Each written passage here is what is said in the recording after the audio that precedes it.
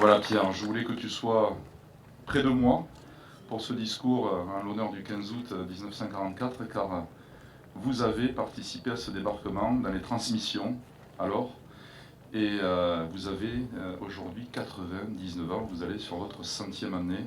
J'aimerais qu'on vous applaudisse aussi. Voilà. Merci à vous. Dans la nuit du 14 au 15 août 1944, une véritable armada composée de 2000 bâtiments de guerre et d'une force aérienne comparable s'approchait du littoral provençal. L'opération Dragoon pouvait commencer, la campagne de libération du territoire français prendre une nouvelle envergure. Le débarquement en Normandie avait eu lieu un peu plus de 2 mois auparavant et Paris n'allait pas tarder à être libéré. Mais le pays restait largement occupé par les armées allemandes. Pour le général de Gaulle, qui parvint à convaincre ses alliés de privilégier ce champ de bataille à d'autres, notamment en Italie, il était plus que temps de reprendre pied sur cette terre de France, qu'il avait dû quitter 4 ans plus tôt pour mieux la reconquérir. L'ouverture de ce second front permit ainsi, ce qui fut essentiel pour la suite, à l'armée française de retrouver un rôle prépondérant dans la conduite des actions militaires. La première armée du général Delattre de Tassigny, encore appelée l'armée B, plus tard baptisée Rhin et Danube, allait jouer un rôle essentiel dans le succès des opérations, avec tout particulièrement les libérations héroïques de Toulon et Marseille, intervenues avec 1 mois d'avance sur les prévisions les plus optimistes. En ces jours de gloire, la France renouait avec sa grandeur. Le miracle promis par le général de Gaulle le 18 juin 1940 se concrétisait de la manière la plus éclatante.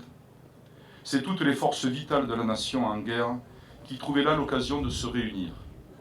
Les troupes du général Delattre, constituées de l'armée d'Afrique et des forces françaises libres, étaient déjà parvenues à amalgamer plus de 250 000 hommes venus d'horizons différents, auxquels allaient désormais s'adjoindre près de 150 000 FFI issus de la résistance intérieure.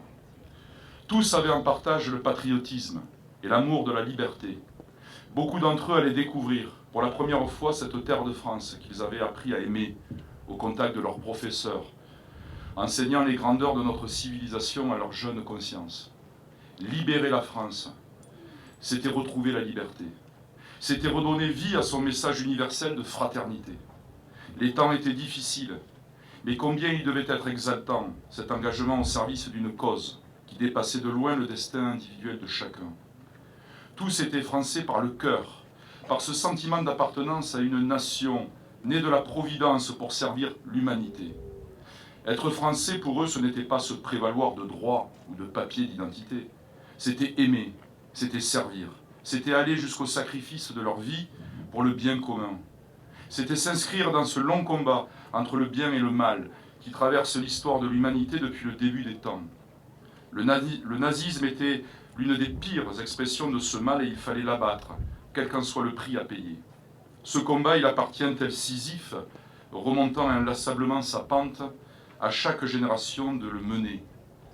D'autres totalitarismes, nés d'autres intégrismes, sont désormais face à nous, présents de manière plus insidieuse, mais non moins dangereuse, pour l'avenir de notre nation, pour celui de l'humanité.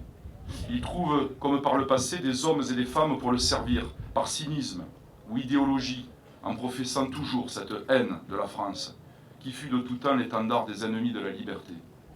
En ce 15 août 2023, mes pensées vont tout particulièrement à ces jeunes Français qui ont courageusement libéré notre pays.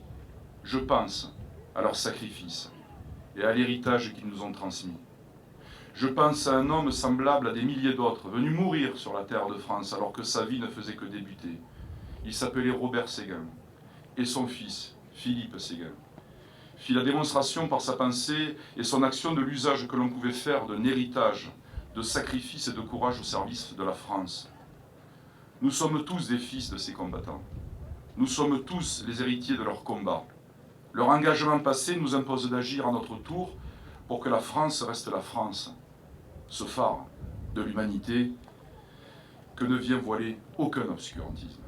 Aussi, vive la République une et indivisible, vive la France éternelle. Je vous remercie.